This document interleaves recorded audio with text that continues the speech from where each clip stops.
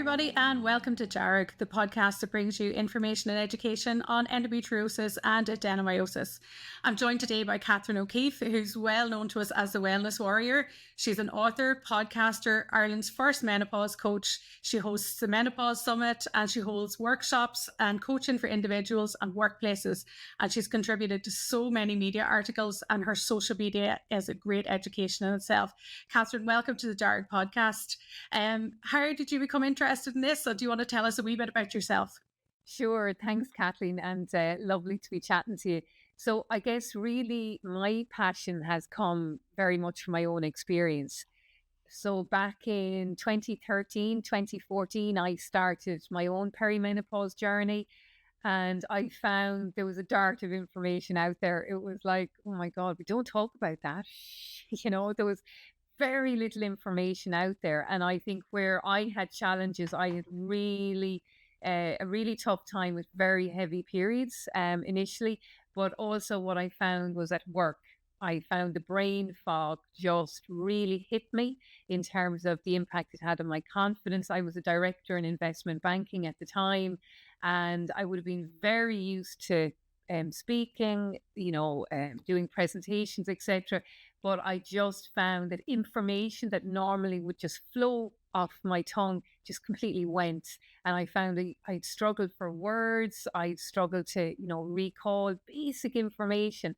And that just the impact that had on my confidence, and then the knock-on impact that had in relation to anxiety.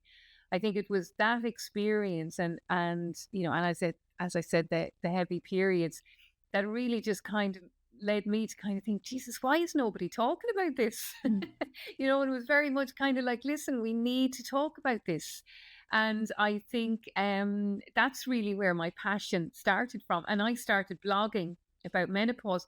And then I just started that, people came to me, asking me for more information. And then I was doing talks around the country. And then I was invited into workplaces, and kind of one thing led to the other. And at the same time, I was doing, I'd gone back to college. I did 4 years in natural medicine.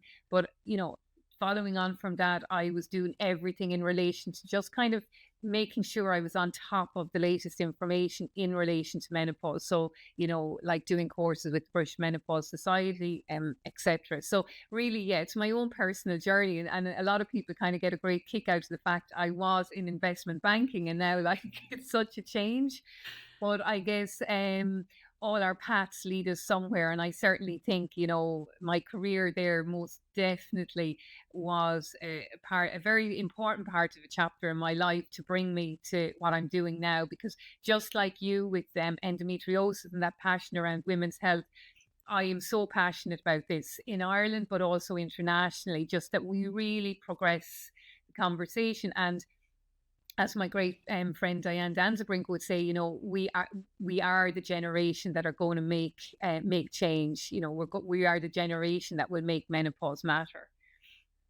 It's fantastic. And this is one of the things I love with everybody I've been chatting to so far in the podcast. We're seeing a combination of their professional skills, their personal skills, and their lived experience all coming together and bringing forward a fantastic project like this. And, certainly, like when I started, with my endometriosis symptoms at the very beginning, it definitely wasn't talked about. And it was seen as something that was so far off in terms of age compared to, like, I was 12 and I was told you need to be in your 30s for this. And likewise with menopause, we sort of grew up with that thinking that it's somebody over 50 and they're way over here and it's never going to be us. And maybe when we're really old. And they only have hot flushes. That's it. No, nobody tells us about the brain fog. Nobody tells us you're going to be in the middle of a sentence and go, or you can't focus on something. Yeah.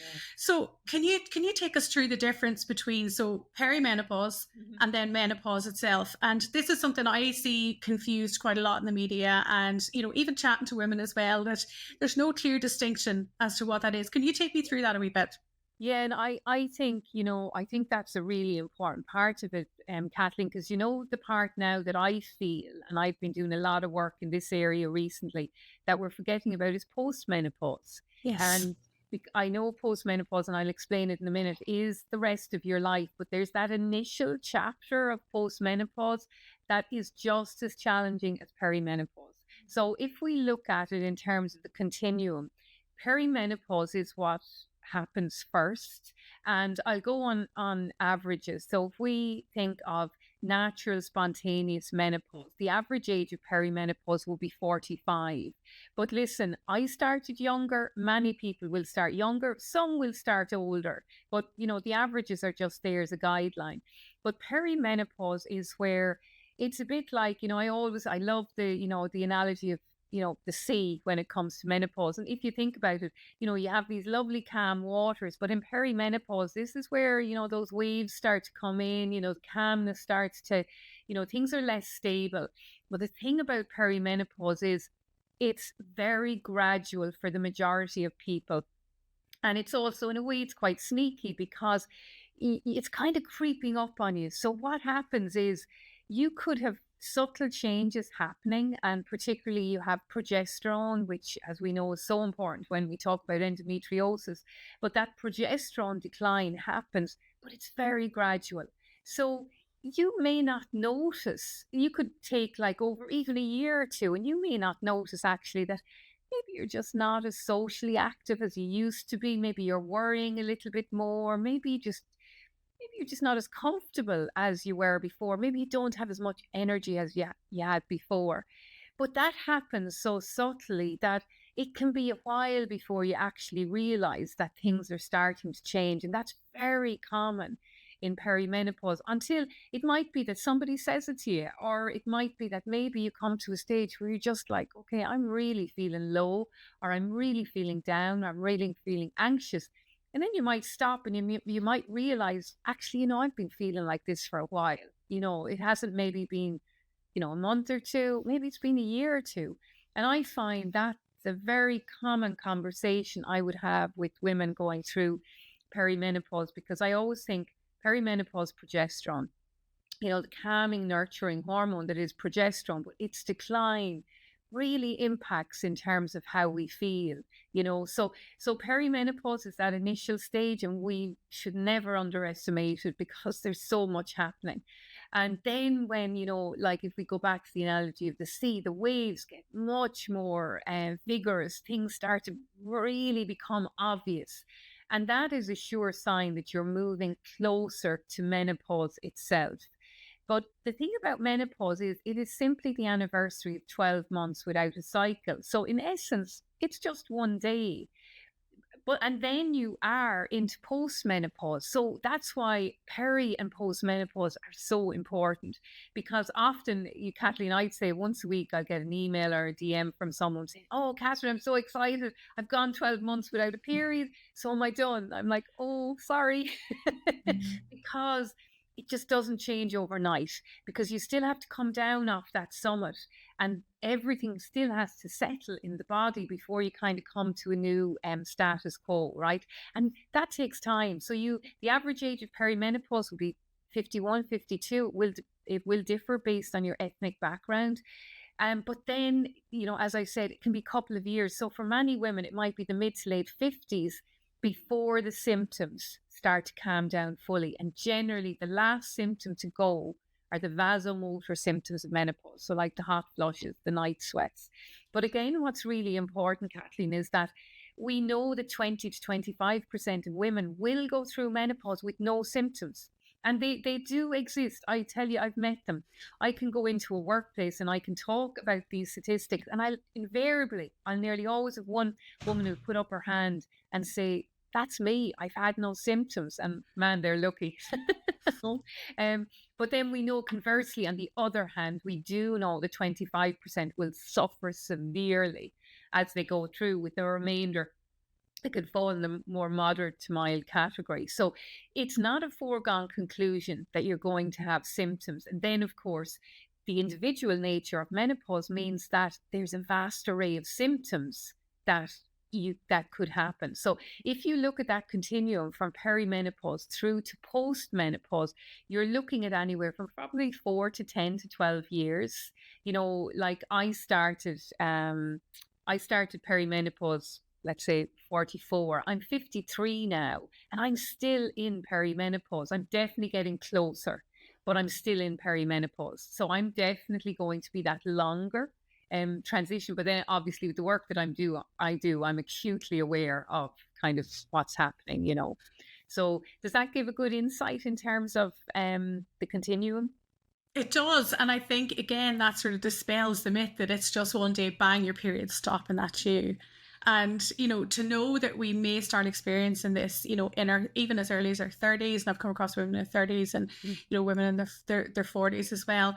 And one thing I love about your work as well is you're very inclusive. So you've also encompassed the community like ourselves who may be in an induced menopause Yes. through the use of GnRH medications to suppress cycles. We've also got members in the community with primary ovarian insufficiency. Yeah. We've got people who may have lost their ovaries, or their ovaries have stopped functioning very, very early due to surgical interventions. And is it any different for these people who maybe have gone through the non-traditional life stage menopause? So some of these may be in their 20s or 30s. Is it very different for them? And some of them, the youngest girl I've met, she was 9. She was in 3rd class in primary school when she started with POI. So I think that's a really important part of the conversation. And unfortunately, we know the rates of POI are on the increase. They're not declining, they're going upwards. So if we look at it, we know that young women from adolescence can go into POI, premature ovarian insufficiency. And the challenges of that are harrowing, because it's not only, you can imagine you're young, you're navigating the many symptoms of menopause, be it vaginal dryness, anxiety, brain fog, hot flushes, etc. But you've also got the grief, the fertility that comes alongside, the fertility issues that come alongside that as well. So in Ireland, I run the only POI support group. I'm the Daisy charity in the UK is the group for young women with POI. So I'm the Irish representative here, and that's fabulous, because we try and meet every month, and we kind of you see firsthand the challenges that young women are going through, and that's why I think understanding. I always say, and I know some people probably think, God, she's nuts, but natural menopause, Kathleen, it's a privilege. It's an absolute privilege. I firmly believe that 100%. Yes, it can be challenging. Listen, we're all in it together. I totally get that. But when you understand and you work with people going through the earlier forms of menopause, they're far more challenging. So if we look at it, say, from the point of view of endometriosis, and if you're going through surgery, then of course, like all of a sudden, if you have your ovaries taken out and you have like oophorectomy and a hysterectomy, you literally are going from, you will have had a supply of the key reproductive hormones, progesterone, estrogen, testosterone, coming from the ovaries. The ovaries are gone, like you're gone. You're into cliff edge menopause, where basically the body has had this lovely supply of hormones, and maybe they weren't working 100%, but you still had a supply. And then all of a sudden that supply is gone. Now, yes, we will have hormones coming from the adrenal glands, but the form of estrogen in particular that's coming from the adrenal glands, it's a much less punchier form of estrogen. So it's not the estradiol that we get from the ovaries. So all of a sudden, and I would find with a lot of women that it's the oncology nurses, or it's the nurses after surgery, who are basically informing them, listen, be ready, because the chances are now in a couple of days you might start to experience any of the symptoms of menopause. And that's hugely challenging, because you've already had challenges before this, and now you're catapulted into early menopause, and that's another challenge on top of that. And I do think we've made great progress here, and we continue to make progress, but that's another area that we definitely need more progress in, so that women are equipped with, well, what are my options, okay, depending on the type of surgery that I've had, depending on my personal medical history, what are my options? Because we know HRT is not for everybody, maybe medically contraindicated, or for many different reasons. So I think it's very important that everyone is aware of the different management options when it comes to supporting themselves through menopause. But I think understanding the different types is hugely important, because either in your personal life or in your workplace, you're going to come across people with different forms of menopause. And also, as part of that, Kathleen, we do have the transgender experience as well, because for a transgender man or a transgender woman, depending on any treatment they've had, any surgeries they've had, their medical treatment, you don't know what they're going to experience when it comes to menopause. So again, that's another very important part of the conversation, that we're that we're fully inclusive. And then I think the key part for me is that inclusivity across society. That's something I'm hugely passionate about, because some of us were very lucky. We maybe are readily able to get information at our fingertips. That's not open to everybody across society. And I think that's a lot of the work that I do, say with the HSC, other partnership groups, etc., would be around that, just making sure that we're getting out to all of society. And I think that's also a very important part, of the awareness and conversation.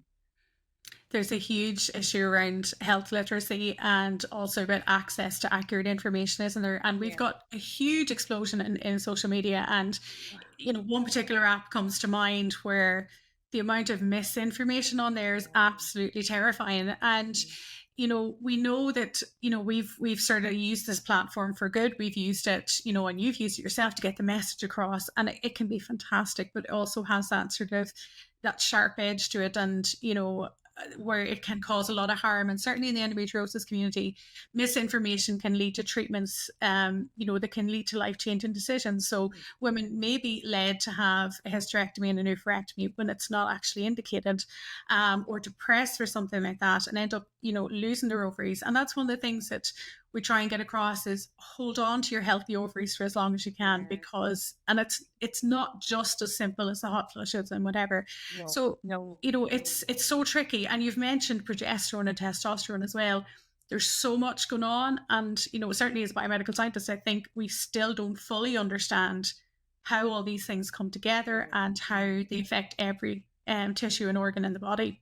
Yeah. It's tricky, isn't it?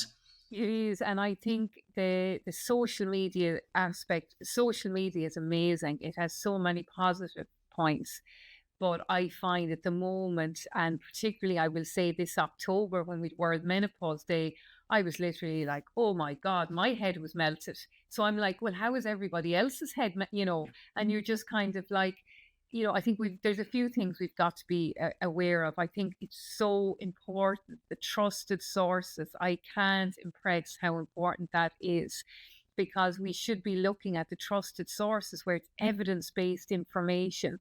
It has to be, because just because it's a media headline, just because a celebrity says something, that doesn't mean it's accurate. It does not mean it's accurate. So it's always really important, I think, stay in your own lane, your personal experience that you're having, but be very mindful to make informed choices around what you're doing. And I think look, menopause globally, Kathleen, it's a $1 billion industry now, $1 billion industry. Mm-hmm. So I could hop onto Google now. I could put down progesterone cream. I could put down anything to help me with menopause symptoms. I'll get a plethora of results coming back. And, when you're in a really challenging place and you just want help, you will probably spend money on anything. But you have to be so careful. I always kind of say, just do the work the first time before you buy something, because then you'll know, okay, is it worth the money you're spending on? And then if you do start something, make sure it's working, So I think in particular, I'd never endorse, I don't endorse anything. I don't get involved in that. But I would never say to anybody to buy a progesterone cream over the internet. Absolutely no. If you go over to California, North America, they're quite popular. They are, probably marketing terms, they're classified as bioidentical forms of HRT, but you can't compare them to anything that we'd have available here in Ireland. Anything that you get in terms of transdermal forms of HRT, that's coming under prescription from your doctor. And, the British Menopause Society, that is body identical forms of HRT. So we just have to be very careful around that, and just understanding that marketing is amazing. Marketing is there to make us buy things, So it's kind of just looking under the bonnet, as such. Because really, if you think about it, I'll give you a really perfect, very live example.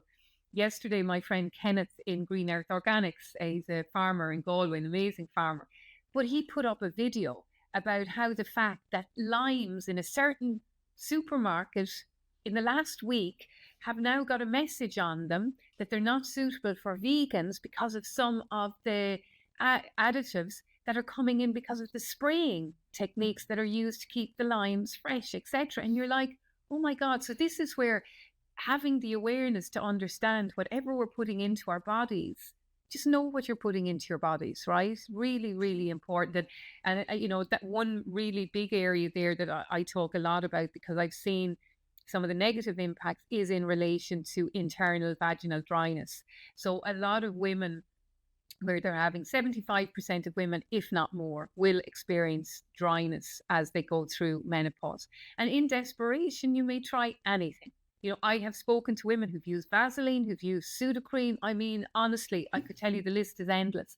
You have to be so careful what you put internally into your body, and I always even say, if you're using a good vaginal moisturizer, always patch test it externally beforehand, because everyone internally is going to be different sensitivity wise. So I just think it's just being very, very mindful of, where you're getting your information from, and understanding the ingredients that you're putting into your body. I think there was two sides to your question, so that's probably one part of it. And the second part, what was the second part? There's my brain fog now. I suppose the second side then is just that mix of different hormones. And I suppose that probably is what triggers off those symptoms. Could you maybe take me through some of the symptoms that we should be looking out for, and that maybe could be attributed in that sort of perimenopause and postmenopausal sort of phase that we could look out for? Sure. When we look at the three big hormones, we're talking about progesterone, estrogen, and we can't forget testosterone, as you mentioned. But progesterone and estrogen, they're like yin and yang to each other. So if we look at our menstrual cycle, which obviously hugely important when we look at endometriosis, it's really important that they are in balance, and that they work together, but yet they're like the yin and yang, so they're kind of opposites, attracting. The body needs, for a healthy menstrual cycle, our body really relies on progesterone and estrogen. So as you start to go through perimenopause, generally for the majority of women, it's the progesterone decline that comes in first, very gradual. And it's that progesterone decline that anxiety, how you're feeling, your energy, your sleep, maybe breast tenderness, all of these things start to come into play. And then, of course, estrogen. But estrogen is different because estrogen fluctuates. So estrogen is going to go up and down. And progesterone doesn't like that. The body doesn't like it. So the two of them are nearly, they're antagonizing each other, I guess. And which leads to the symptoms if you're going to experience them. So then you're coming into the psychological symptoms of menopause. These are the ones that I'll talk about till the cows come home, because these are the ones that I still feel we're not talking about enough. I'll give you a perfect example. So so many women will say to me, give me a hot flush any day over the psychological aspects of menopause. So many women will feel they're dragging their heels. They'll feel anxious. They'll feel they've low moods. They're not sleeping. Libido is totally gone. They've no interest in sex whatsoever. But the low mood is there. And it may be that this is going on for a long period of time, but then it starts gradually. So maybe you just don't notice it. And maybe then you start to think, God, am I depressed? You could be working with a therapist. You could be working with your doctor. Maybe it does look like you're depressed if you look at some of the symptoms. That's why it's so important to be able to look at all of the aspects of menopause, because yes, antidepressants have a very important role to play in treating menopause, but the first medical port of call is HRT. But where it's contraindicated or where it doesn't work or suit someone, then antidepressants are very effective, particularly for hot flushes, night sweats. and also, of course, for the mood. But I think what's important is understanding the psychological, because you can feel, God, what is wrong with me? Am I depressed? Maybe you're not. Maybe it is simply the changes that are happening in the hormones that are leading you to feel like this. And that is really important, because for you as a woman, it's important to understand. But even if you're working with someone who's in, or maybe even not even in the typical menopause age group, it's very important to be aware of those psychological aspects, because you could have someone in front of you who could be presenting with maybe, there's trauma there, there's depression, etc. So you, as a therapist, I feel it's really important that you understand the difference, so that you can actually identify, okay, could this be perimenopause, menopause? And if it is, depending on the severity of the symptoms, is the person getting the right support and the support they need? So, I think the understanding the psychological is the very first place we should start. And I think what's important there too, Kathleen, is a lot of women will say to me, oh God, I'm still getting my periods, I can't be in perimenopause. Yes, you can. Okay, let's just get that one out there, because your periods can change so subtly that it might be just by an hour or two, then it might be like, half a day. So you don't notice, you're not going to realize, because you're waiting for the big changes. You're waiting for it to go for a week, a month, etc. But it's very subtle. But in the background, all of these psychological symptoms can start to come into play. So understanding the psychological is really important. And if we look, I did a menopause in the workplace survey, and the top 5 symptoms women reported as impacting work. Number 1, brain fog. Number 2, anxiety. Number 3 was loss of confidence. Number 4 was sleep.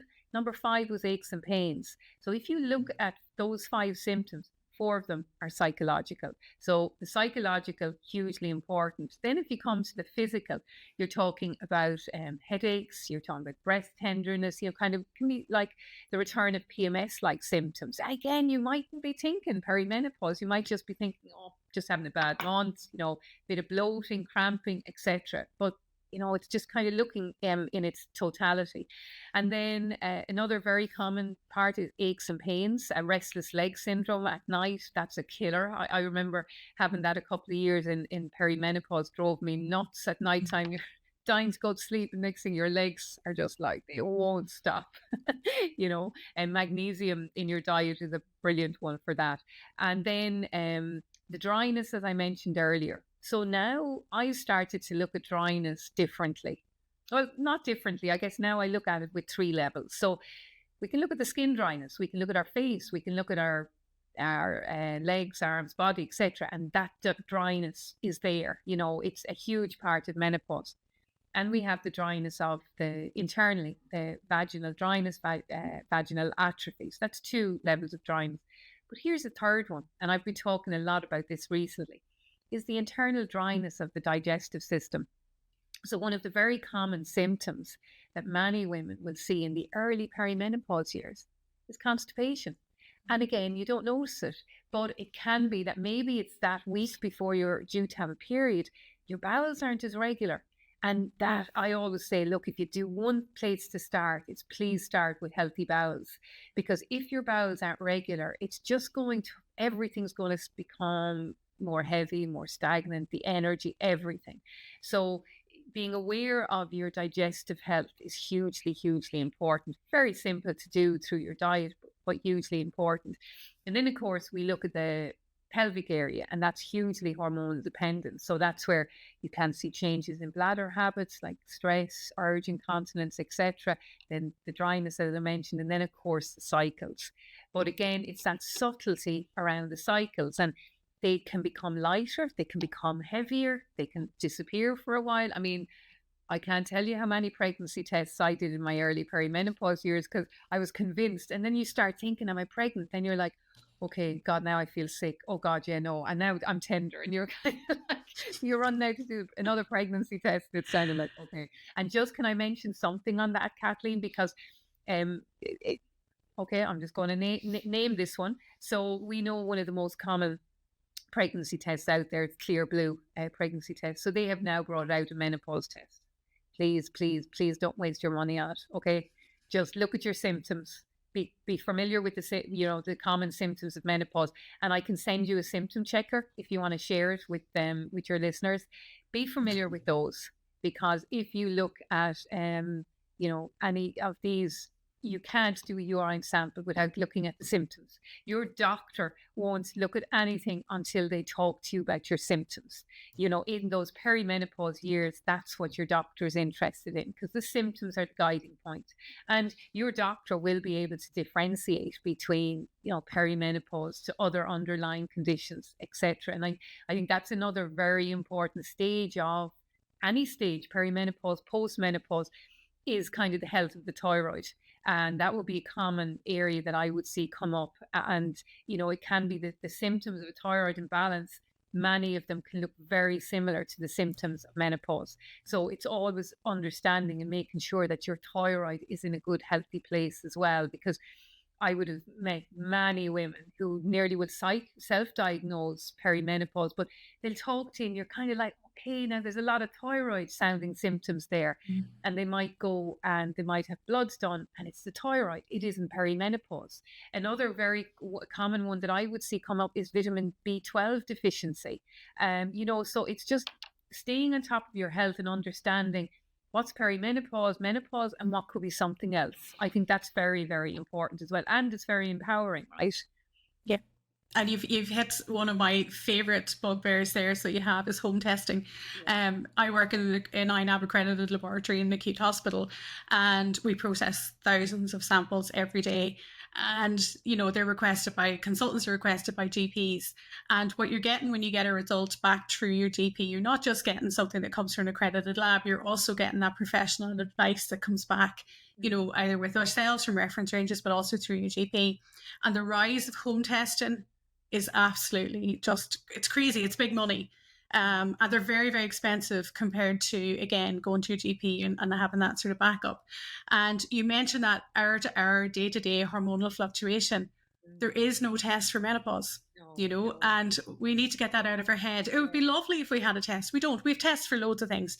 But again, we're seeing, as you said, B12 deficiency, iron deficiency, thyroid issues, vitamin D deficiency as well. There are lots of things, folic acid, the B12 folates, there's a lot of things we need to look at. And for, some people as well, with that very, the flooding and trickling that comes with that sort of perimenopausal phase as well, you may end up iron deficient fairly easily. For some women, when their periods stop, they may discover that their iron is actually getting so high because they may have hemochromatosis.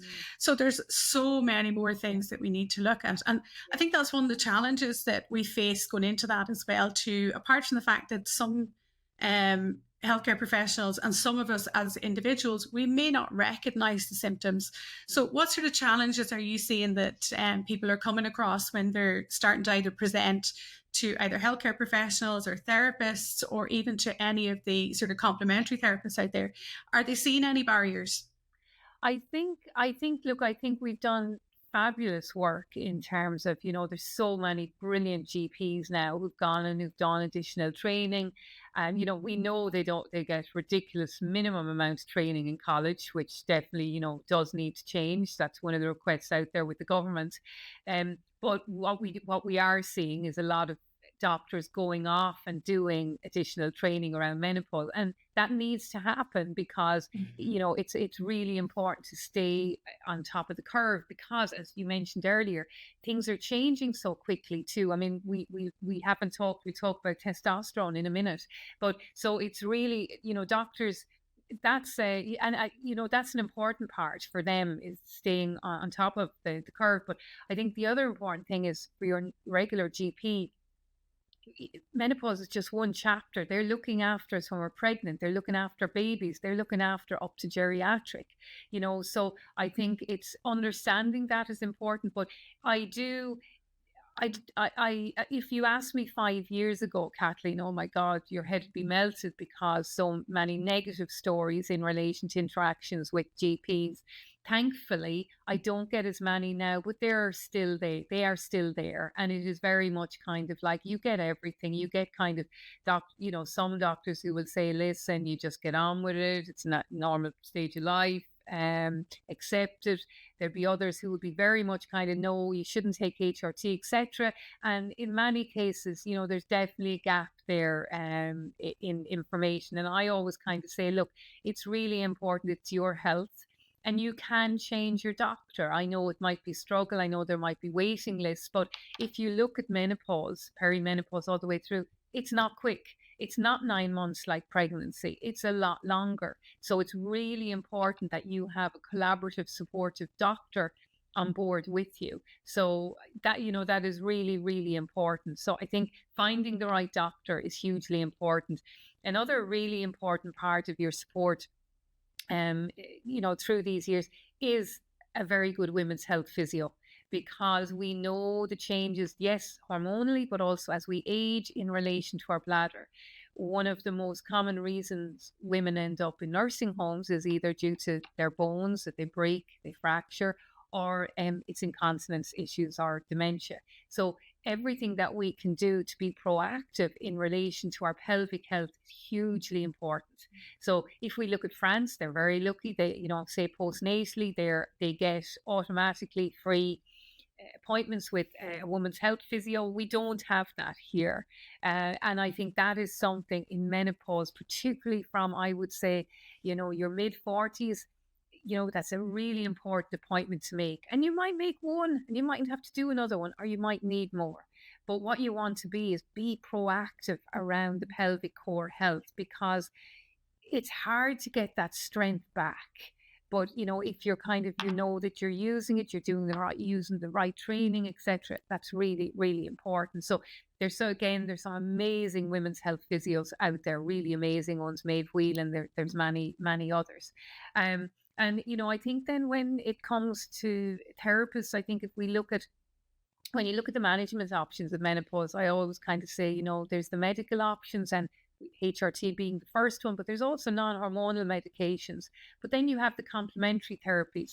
And I think complementary is an important word, because in the majority of cases, they can complement medication if you need medication, or they can be used standalone.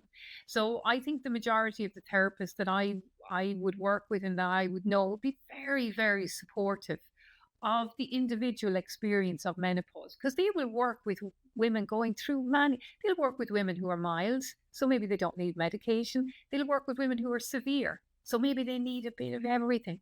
So I think being respectful of the individual nature is so important, because you and I will have a different experience. Everybody will have a different experience. So that means my treatment of that has to be individual. And I think a lot of therapists are aware of that. I do think, again, for anyone in training, I think just like the doctors, I do think it's very important that there is training given around not just menopause, I think menstruation as well, to really understand the many challenges that come when it comes to menstruation, because that's something that, again, I don't know if we're making huge progress, but I certainly think there's more that can be done there. Oh, there's a huge amount we can do in it, and certainly to understand as well to the very individual experience of menstruation right through to when it leaves us and when it becomes a distant memory. And I think knowing that we are so individual in our approach to anything, so be that endometriosis, adenomyosis, perimenopause, no matter what condition you're living with, you have to take that individual approach. And I'm a huge fan of like the 1% theory, where you take a little bit of everything that's going to work for you. And our community are big fans of pelvic physios. We love them. Yeah. We're late to finding them, but we actually love them. But they're brilliant, and they're brilliant pre-op and post-op. You have, diet and nutrition support as well. You've all of the complementary therapies. I don't care if it's standing on your head in the garden in a pair of orange knickers that's going to make you feel better.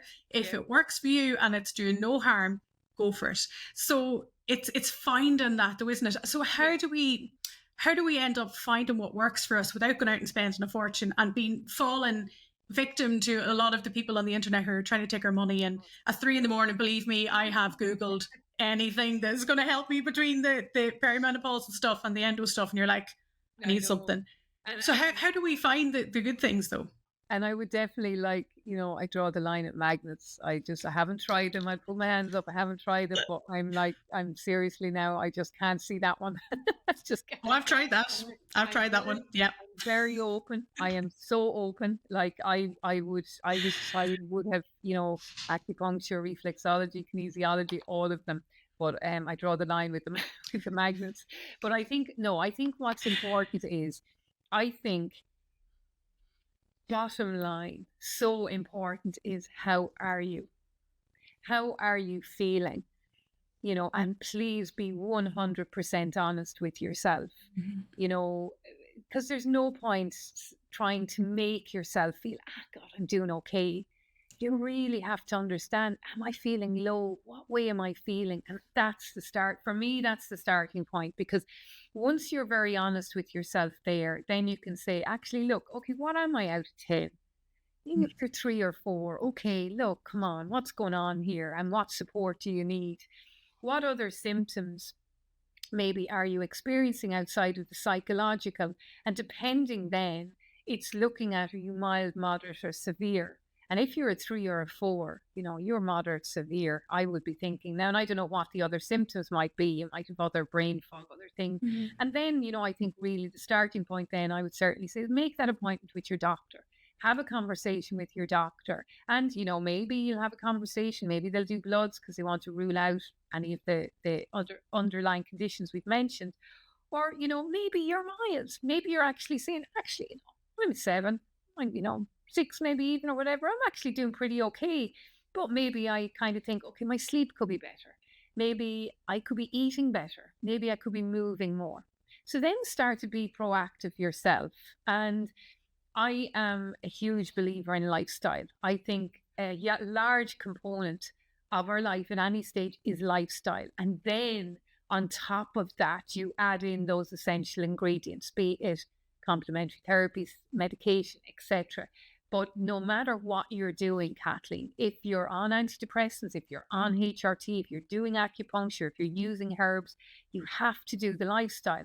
None of those are a get out of jail card for lifestyle. They just aren't, bottom line, because you have to think about, I think, as you know, I'm very passionate about the positive aspects of menopause. So for me, my menopause years are an opportunity to future proof my health for the future. So, what's my lifestyle going to do for me? My lifestyle is going to look after my heart health. It's also going to look after my bone health. It's also going to look after my cognitive health. So, that means really looking at spending time to really be honest with yourself again and look at, how am I sleeping? Work on sleep first. And then you're looking at, okay, well, how am I eating? Really breaking down that you're getting good, nutritious food. And remember, the constipation, so you want loads of fiber coming in, your fruits, your vegetables, your whole grains, and diversity in that fiber. And then it's really like move every single day move, however that is, if it's walking, running, cycling, the gym, whatever.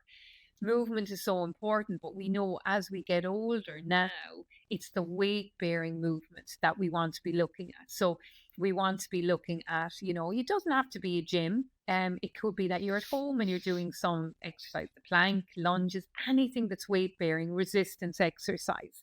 And once you start doing those, I can tell you they're fab. And you'll just get addicted to it because you start to feel stronger. Like I started in a gym May of this year, and my upper body strength is, I mean, night and day to what it was last year. Now, I was very, I guess, proactive in that, because what I did before I wanted to really start consciously exercising, specifically around my bone health, I had my DEXA scan done. So I think another very important step is, I believe, like, I'd love it to be younger, but certainly at the age of 50, every woman should have a DEXA scan done. And I believe personally, it doesn't matter if there's a history of osteopenia, osteoporosis in the family, you need to get it done, because it would be different for all of us. So say particularly for women who go into early menopause, that DEXA scan is even more important and should be done earlier. So for me, I had my DEXA scan done. I knew my bones were in a very good place. So then I went and I started in a gym, because I kind of knew, okay, I wasn't at risk here of having a fracture, break, or anything like that. So that's an important benchmark to have, so that you understand the strength of your bones. But really, when you look at it, lifestyle is a key part of it. But and there's a huge amount in that. I mean, in my book, All You Need to Know About Menopause, there's a massive section purely on what I call the 6 M's of menopause. And it is all of that. It is bringing that lifestyle part together, but it's also kind of, I guess, the icing on the cake with that is understanding that perimenopause through to postmenopause, it's a time in our lives where we can be very busy. We can be in the sandwich years where we've got children, parents, you're in the middle with work, life, etc. What we've got to be mindful of, it's a time where we really need extra care. And I always say it's not selfish, it's not self-care, it's crucial care. So there's many aspects that I've written about in terms of what does that look like. And, the starting point is what we've just mentioned, but the start of that is checking in with yourself. That MOT on a yearly basis, maybe your birthday, New Year's Eve is coming up soon, whenever. And it's just being honest, how am I feeling? And if you even feel, okay, actually, I don't know, maybe ask a best friend, maybe ask your partner and just ask them. You could be very brave. You could print out the symptom checker and you could just say, listen, will you go through this with me? Because I've done that with my husband, and I might kind of say, oh, actually, yeah, no, I think I'm pretty okay there. And he's like, no, no, no, no, no, no. Actually, no, I think you're a little bit more acute on that one, or whatever it is, So sometimes that can be really beneficial. Yes, it can be uncomfortable, but I think a really, without getting too deep about it, a really important part of the whole menopause continuum is there is an uncomfortable stage. There is a stage, if you think of that, what's that great movie with, oh God, there's the brain fog. George Clooney, where he's in this massive storm, and but that, like menopause, there is uncomfortable spots, and there's no two ways about that. I think anyone, if they're honest enough, they will say to you, there's uncomfortable stages, but you generally find those uncomfortable stages lead to calmer waters. And yes, it might get uncomfortable again, but eventually you will come to a place where it's all very calm. Just yesterday, I was chatting to a friend in the park, and I've known her obviously kind of through perimenopause all the way through, and she's in postmenopause now, and she just said, "Oh, postmenopause is great." I was just like, I love that. And she's only in those initial years. She's probably only in those early. But, that's important to understand. There is light at the end of the tunnel. And there is light that comes throughout these years as you go through them. But the most important part is that you are empowered to know what your management options are and that you have ample choices as you go through perimenopause. And once you have that, that takes the fear out of it, doesn't it? And it's kind of like, okay, actually, I can handle this, And I think that's hugely important. Oh, it's massively important, and knowing as well too that as women and people who menstruate, we have been given this gift of amazing transition every month. Now it could be absolute torture and hell for the majority of it, but for it, we've been given that fresh start every month when you think about it, and we've been given this lovely transitionary phase. And I just love the way you put that there. Like, we are in the perimenopausal zone, we're building for what's coming after that. Yeah. And bone health is something I sort of go on quite a bit about, because especially with endometriosis treatments, you may be amenorrheic for quite some time, you may be on suppression. I always recommend that people ask for a DEXA scan, and it's so important. And again, working with your GP, that can be very, very easily organized, and especially when you put the rationale behind it. But how, certainly in the workplace, and maybe even walking into the gym for the first time, sometimes going to do your shopping can be a little bit intimidating when that perfect storm is hitting and you just feel like, oh, I can't do this. So how are women coping with this? How are workplaces supporting, or how do we get that confidence that can sometimes dip on an early basis as well, where you might get up in the morning and you feel, oh, grand, hair's in place, makeup's on, I'm getting out the door, and then you have a complete panic attack in the traffic. So how is there support out there, to help us with that? And I think you've hit on a really important one there, because a very common one is that panic attacks in traffic on the motorway. Mhm. And, it's very, very common. And it can be a panic attack when you go into a social situation, be it supermarket, be it an outing or whatever. And it might be that you never felt any bit of anxiety before. Now, all of a sudden, that social anxiety, which we know is quite common in perimenopause. When we look at menopause, social anxiety, health anxiety, generalized anxiety disorder, panic attacks, palpitations are very common. So I think the important part is number one is your breath. Like whenever a moment like that hits you, it's just real. Just try and just pause and just try and go into your belly and just try and really do some deep breathing.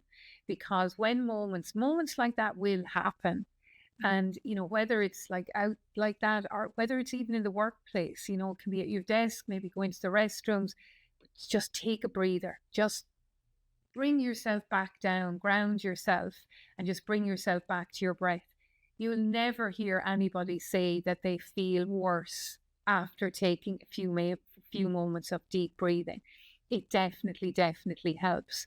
And I think then it's really looking at, what are those triggers for anxiety? Like, is it the supermarket? Is it the motorway? And then it's understanding the triggers and it's understanding the impact. And this is where we get into CBT, cognitive behavioral therapy. Now, we need to be a little bit careful about this one. There's been quite a lot of controversy and discussion online in relation to this because of the recent review of the NICE guidelines in the UK. And there was statements there in relation to how important CBT is. And yes, CBT is important, but it's only important as one tool in the overall picture. And my best way to explain that, Kathleen, is if I have someone who has like that, they've never felt anxious before, now they start to feel anxious going into the supermarket. Well, okay, this is where CBT, cognitive behavioral therapy, can come in and can be a very practical support. However, if you have somebody who maybe is experiencing a much more deeper type of a psychological experience, CBT is not going to help you. And I can only give you my personal experience through this one. So I'm a huge believer in CBT, and I've used it myself for many years for different things. It can be for anxiety, it can be for rage, frustration, etc. Insomnia. CBTI is great for insomnia. But when I went through menopause, I lost my dad very, very suddenly when I was 21. And I was in college, so I was automatically given grief counseling for my final year of college, and I did it. And, it was harrowing, but I got through it. And I definitely felt, I did a lot of work on myself. What I wasn't prepared for was in perimenopause, the grief of losing my dad so suddenly came back very raw. Now, we know it's very common in perimenopause through to postmenopause, it's very common for trauma from the past to come back, and it can come back very viscerally. So it can come back literally like it happened yesterday. I mean, I remember having the most vivid dreams about my father's funeral, and I'd wake up and it was like that was yesterday, and then I'd have to remind myself, no, my God, no, I'm way older. This was years ago, but it was that vivid. Now, CBT is not going to help there. So that's where it's really important to do very specific. It could be depending on your personal situation. It could be working with a trauma therapist or doing counseling. So I went back and I did counseling, and I found it really beneficial just to kind of help me understand what was happening. So I think it's when you look at the supports, it's very much, again, it's individualizing and look at what you need. And a really important part of that, which we can all forget, is what you think in day one. Well, you won't know when day one is, but what you might think in the early stages of perimenopause versus what you might think as you go through menopause into postmenopause could be very different. So be flexible, be open to change. So a very common message I'll get, oh, Catherine, I've given in, I'm going to take medication. And I always go back and say, stop it, stop it.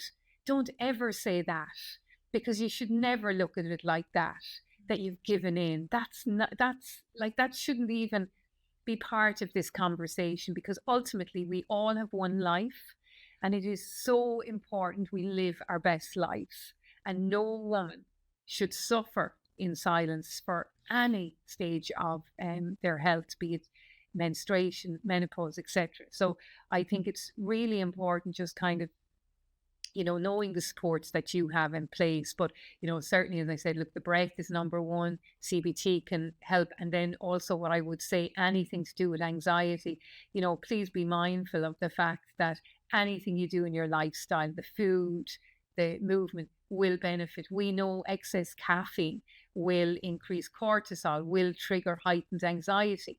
Lack of sleep will trigger heightened anxiety. So it's kind of just looking at your triggers and kind of just understanding, okay, right, here's where I need to start. And if someone was saying to me, okay, I'm just don't know where to start, I'm all over the place, I would say, first off, get your bowels right, work on your fiber, and at the same time, get your sleep right. Work on the two of those, and then you'll start to see what way things are looking. And then you'll get a better handle on what supports do you need, and certainly, as I said, depending on where you're at, do link in with your doctor as well. And Catherine, like that is just fantastic advice. And I think something that, people need to know that they can be flexible, not to be hard on themselves. Absolutely. And we're not set in stone and we're not trees. We're not in the one place. We have that ability to move. And I think too, it's getting our confidence back sometimes, isn't it? And that confidence to share and to talk about it. And Yeah. all of that I think is so important. And I suppose just before we sort of wrap things up here, we could certainly chat for hours on this because I'm loving this. I'm learning so much. And one of the things that's very important to me is, as you know, evidence-based medicine and people who are maybe accredited or affiliated to a professional body. And I know you work very closely with British Menopause Society, which again governs a lot of the guidelines. And, it's where our GPs will take a lot of their advice from for treatment as well. So in terms of that, can you tell me how you would keep up with the most up-to-date research and where you would get your information from? I would say, hands down, the best source for the general public is the Women's Health Concern. Best source. It's the public arm of the British Menopause Society, and they tend to be excellent to keep things up to date. Now, look, sometimes you might have a lag of a week or so, but you're going, and I'll give you the link to it if you don't have it already. But you're going into that website, you can type in anything and you will get the latest factual information, evidence based. So that would be, obviously, I do training with the BMS as an affiliate member, but then I will also always keep an eye on the Women's Health Concern as well, because it's so important. Now, I would say for us here in Europe, yes, there's the International Menopause Society as well, and the European Menopause Society, but I will be quite honest, the British one is excellent. And I think that's enough, because you don't want to overwhelm yourself. And to be quite honest, they're going to say the same thing. You might just find that the Women's Health Concern, it's more easy to access, and it possibly more up to date. So I would 100% say, that's the first place to look at. Brilliant. And in terms of, like I say, we've only scratched the surface here. There's so many things we could cover, and testosterone is sticking out in my head. Yeah. So if I want to learn more from you, and in terms of, organizing like an individual session or maybe booking for my workplace, I know you have a book out as well too. So make sure you give me the name of your book as well. We'll make sure that's in the show notes. So how can we get in contact with you about booking in for sessions? I don't do one-to-one work anymore. So it's pretty much group work, or else it's, in workplaces. So if you just hop onto my website, wellnesswarrior.ie, and you'll see all the details there. And of course, my book is All You Need to Know About Menopause. And it is just like the conversation we've had. It's obviously a lot more detailed, but it's very practical, and it's all evidence-based. So, you can get that on Amazon, or, we can put links here in the show notes. But certainly, I would say, that's a brilliant starting point, because if you really just are like, okay, where do I start? I would say you can get your hands on the book, or you can get it out to the library and, read the chapters that you need to read. Certainly the first few chapters are important, because it kind of goes through lots of the myths, just explains it all. But then it's very much driven by symptoms. So you can dip into it if you've hot flushes, if you've brain fog, if your libido has gone out of the building, hop into those chapters when you need them. But then I would say the most important part of it is the 6 M's of menopause, because that's really going into what are your, what can you do to really support yourself in these years, and understanding your options. Oh, that's fantastic. And that's a good resource for people as well. And it's something that, I like a book that you can dip in and out of as you need in different phases as well. So I think that's very good. I think that'll be a great resource for people. Catherine, thank you so much for joining me today and for chatting with me on the JARG podcast. I know our listeners, it's such a hot topic. Our community has been sort of lost when it comes to menopausal options and perimenopausal options, or even postmenopausal options. So I think, again, empowering people with that knowledge and information is fantastic. So thank you so much for your time. You're very welcome. Thanks, Kathleen. No problem. And thanks everybody for listening to this episode of the JARG podcast, and we'll chat to you all again soon.